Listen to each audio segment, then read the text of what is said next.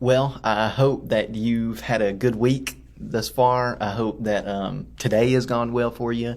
If it hasn't, hey, we have tomorrow and Friday, Lord willing, to maybe have a better day. I'm excited to start something new tonight. We're not starting a new book. We're going to have a new study, not on the book of James, but we're going to start a new book next week. I'm going to see tonight what books. I have some options, and I want to know which one everybody wants to study. I'll say this. Our options, I'm thinking, are we can walk through some of the kings of the Bible and talk about them.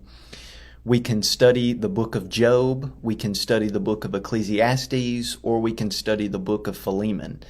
So out of those four options, whatever one you want to study, if you have a particular thing you would like to study, leave it in a comment below, and I'll see that, and I'll ask everybody else tonight what they would like to study, and Lord willing, we'll have another book to study next week.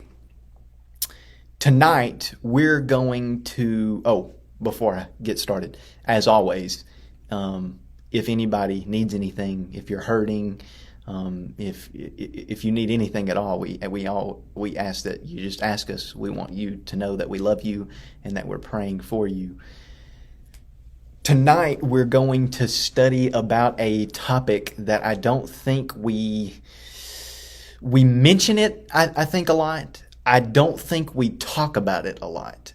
I think it gets brought up in sermons. I don't think we hear a lot of sermons solely on this topic. It's the topic of hell.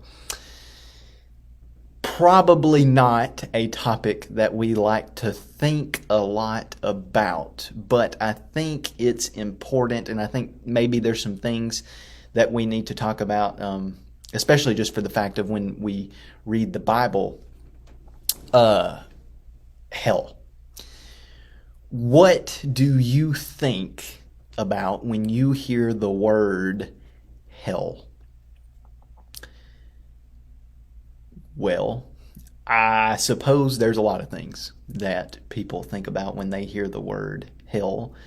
Some people think of the devil, some people think of Satan, some people think of fire, some people think of torment, some people think of darkness, some people think of, other things.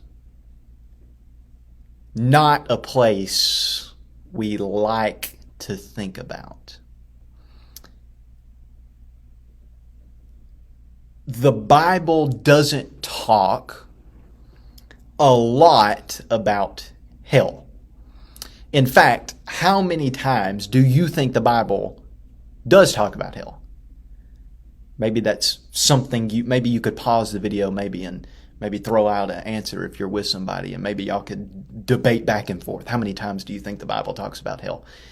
Well, I'm here to tell you it varies. It varies on the translation of the Bible that you use. Now, here's what I mean by that. If you read out of the King James Version, hell is mentioned in the King James Version 54 times, okay? If you're reading out of the New King James Version, hell is mentioned 32 times. If you're reading out of the ESV, hell is mentioned 14 times. So between the ESV and the King James Version, hell is mentioned, 40 more times in the King James Version than the ESV? What does that mean? That means some translations you're going to read about hell more than other. Well, are you actually going to be reading about hell? That's some questions we might wonder. Well, one question we really wonder is, why is that? Why is it that if you pick up the King James Version, you will see the word hell 54 times, but if you read the ESV, you're going to see it 14 times? Okay. Maybe we need to stop that thought for a second and think about this. The Bible was written in what languages? Well, you have the New Testament, and it is written in Greek, and then you have the Old Testament, and it's written in what language, you remember? Hebrew. It's written in Hebrew with some Aramaic sprinkled in, but it's primarily written in Hebrew. Okay, in Hebrew and Greek, there are four words that some translators have translated as hell. There's one term in the Old Testament, and there's three terms in the New Testament. We're going to start with that first term in the Old Testament. That first term is Sheol. What do we know about Sheol? It's probably a term that you've heard of before. If you have your Bibles, let's go over to Job chapter 14. Job chapter 14. Now, Job chapter 14 is in the first cycle of speeches in the book of Job. I think most people know the book of Job has 3 cycles of speeches between the friends and Job. Eliphaz speaks first, and then Job responds, and then Bildad speaks and Job responds, and then Zophar speaks and Job responds. We're in the section of Zophar has just got done speaking and Job is about to speak. Job chapter 14, we'll look in verse 13. Here's what Job says. Oh, that you would hide me in Sheol, that you would conceal me until your wrath be past, that you would appoint me a set time and remember me. If a man dies, shall he live again? All the days of my service I would wait till my renewal should come. You would call and I would answer. You would long for the work of your hands. For then you would number my steps. You would not keep watch over my sin. My transgression would be sealed up in a bag, and you would cover over my iniquity. In Job chapter 14 and verse 13, Job desires that God would send him to Sheol. Why does Job want to go to Sheol? Well, he believes that God has inflicted him with the pain that he is experiencing, and if he could go to Sheol, that suffering would be gone. In fact, you see that in the book of Job. Job wants to be a laborer in Sheol. Why does he want to be a laborer in Sheol? Because if he's a laborer in Sheol, God will not want to pay attention to him and he won't suffer anymore. Job wants to go to Sheol. Now, if you read in the King James Version of the Bible, when Sheol is mentioned in the Old Testament, sometimes the King James Version translates that word as hell. Sheol is not hell. At least it's not hell in the sense that we think about hell, hell being the place of the wicked. Sheol is not the place of the wicked. The Hebrews thought that Sheol was a physical place that was beneath the earth, and it is where everybody went when they died. That's what they thought about Sheol. Now you might be wondering, well, okay, hold on just a second. If that's the place that everybody goes when they die, why when I read in the King James Bible when Sheol is mentioned in the Old Testament, why is it sometimes translated as hell if it's not actually hell? Well, that's right. That's a good question. Because sometimes when Sheol is mentioned in the Old Testament, it is translated as hell. Sometimes it's translated as the pit, and sometimes it's translated as the grave. So were the King James translators wrong? No, they weren't. Well, the question is, if Sheol is not hell, why is it sometimes translated as hell? How can they be right in doing that? Well, when the King James Version was translated, hell meant 2 different things. People had 2 different ideas when they thought of hell. One idea they had was hell is the place of the wicked, the same idea that we have. The other idea was hell is the place that all people go when they die. That's Sheol. That's why they translate Sheol. They know Sheol is the place that people go when they die, and they also knew that hell had another idea attached to it, another meaning, and that was where all people go when they die. That's why sometimes it's translated as hell. Sheol is equivalent to the Greek word Hades. Hades is mentioned in the New Testament, and that is also where people go, all people go, when they die. In fact, you might remember Matthew chapter 16. Let me get my Bible there. Matthew chapter 16. You remember what's going on. Jesus asks some of his disciples, he says, who do men say that I am? And some of them say, well, some say you're John the Baptist, and some say you're Elijah, and some say you're Jeremiah, and others say you're one of the prophets. And then he asks them, well, who do you say that I am? And then Peter says, well, you are the Christ, you're the Son of the living God. And then Jesus says what? He says, blessed are you, Simon Bar-Jonah. And then he says, for flesh and blood has not revealed this to you, but my Father who is in heaven. And I tell you, you are Peter, and on this rock I will build my church, and the gates of hell shall not prevail against it. The gates of hell. Now, I just read out of the English Standard Version, and it says the gates of hell. He's not talking about the place for the wicked. The word here is Hades.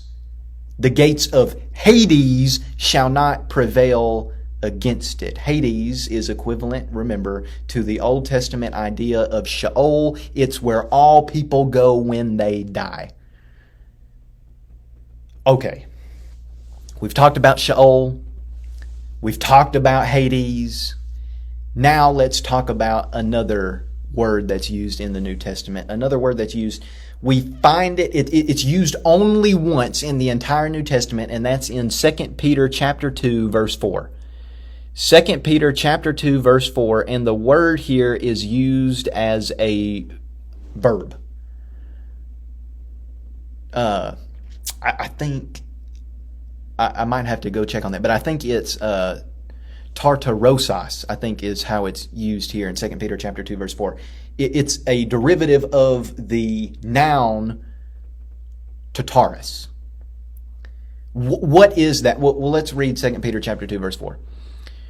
For if God did not spare angels when they sinned, but cast them into hell and committed them to chains of gloomy darkness to be kept until the judgment. Okay. For if God did not spare angels when they sinned, but cast them into hell and committed them to chains of gloomy darkness to be kept until the judgment. Into hell. Into, the idea here is tartarus. Now remember, this word is used one time in the entire New Testament. Now the question is, what's it referring to? Does it capture the idea of hell, the idea that we think of when we hear the word hell, that is the place for the wicked when they die? Maybe. Maybe this captures that idea. Maybe it's actually referring to hell. Some people have said, well, it's actually the bad part of Hades. Okay, and here's what some people have said. You have Hades. Hades is the realm of the dead. It's where all people go when they die. But there's a bad part of Hades reserved for bad people, wicked people, and there's a good part of Hades reserved for the righteous people. And they'll stay there until God comes back and judges the world, and then the righteous will go to heaven and the wicked will go to hell.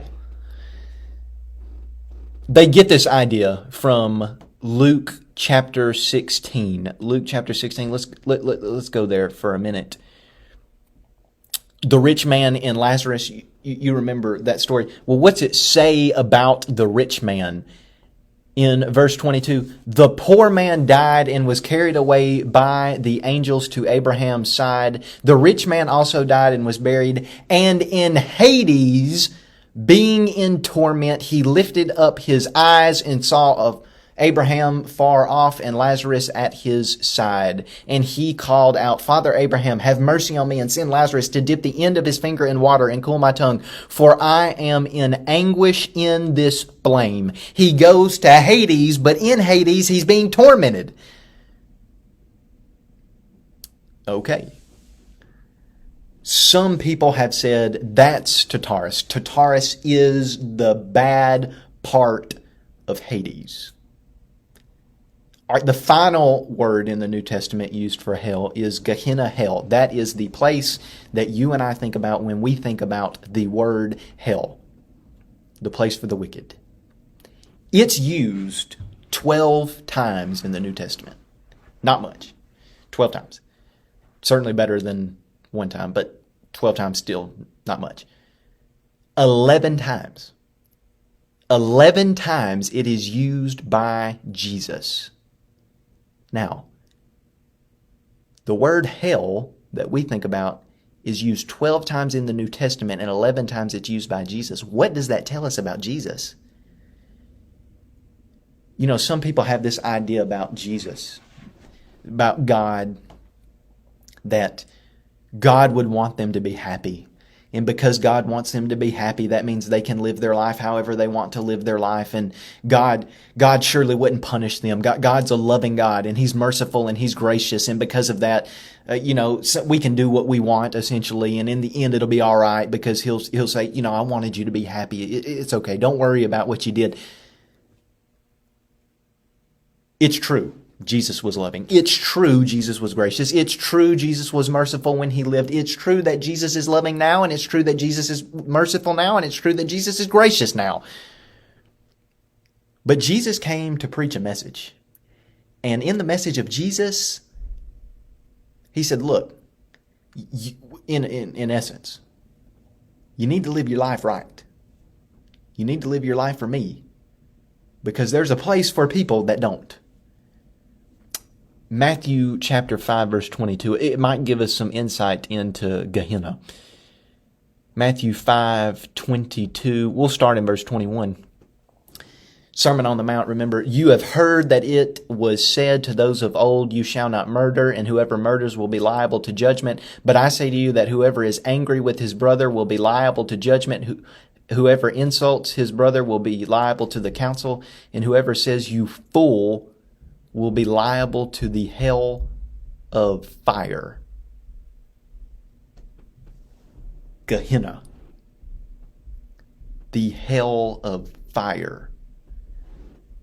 James chapter 3 verse 6. I know that maybe you're excited to go back to James. Maybe that makes you sick to think about it since we were in it so long. How great a forest is set ablaze by such a small fire. And the tongue is a fire, a world of unrighteousness. The tongue is set among our members, staining the whole body, setting on fire the entire course of life, and is set on fire by hell, by Gehenna. Okay. Hell is used 12 times in the New Testament. It's used 11 times by Jesus Himself. What do we know about hell? Not much. Okay, if we read, we know it's a place that there's going to be fire, and when we read too, we know that it's a place of darkness. It's darkness and there's fire. Now maybe that causes you to scratch your head for a second. It does me. How can there be a place of darkness and there be a place of fire? Well, maybe hell literally has dark fire, maybe. Or probably it's metaphorical. It's like the idea in Revelation that there's streets of gold. Is that true? Is there really streets of gold in heaven, or is that metaphorical? What is it? Well, I don't know. Maybe hell is dark and maybe it has fire in it actually. Maybe that's how it. I don't want to go to find out. That's for sure. Certainly not a place that we want to go. What else do we know about it? Well, not much, but we could start looking at the idea of punishment in the New Testament. Maybe that would give us a better picture. Maybe Matthew 8:12. Matthew 8:12.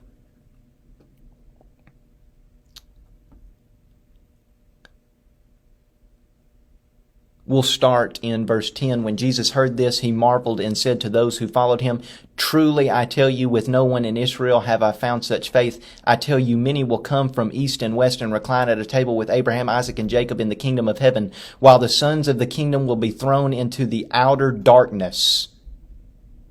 In that place there will be weeping and gnashing of teeth.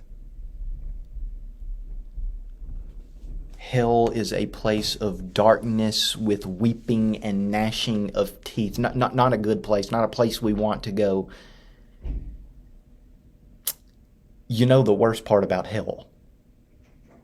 It's captured in 2 Thessalonians chapter 1, verse 9. Here's what it says.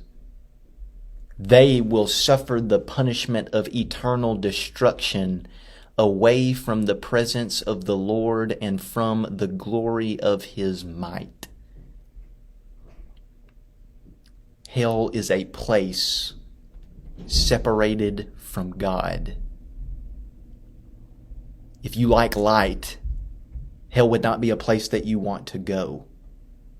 If you like grace, hell is a place that you would not want to go because there is no grace. If you like mercy, hell is not a place you would want to go because there is no mercy. If you like love, hell is not a place you would want to go because there's no love.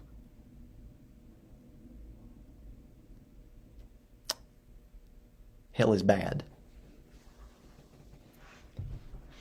Hell is bad because it's away from God.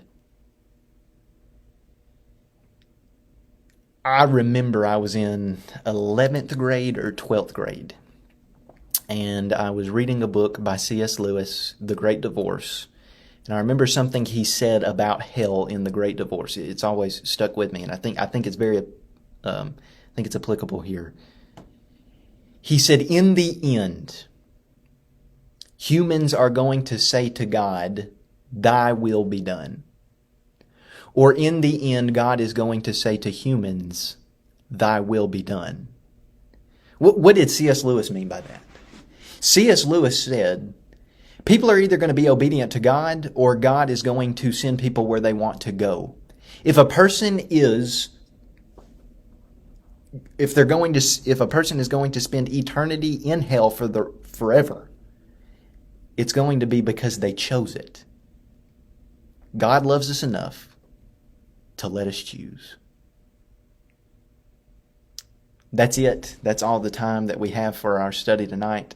I sure have enjoyed it, and I can't wait to see everybody on Sunday. As always, I hope you're doing well, and God bless.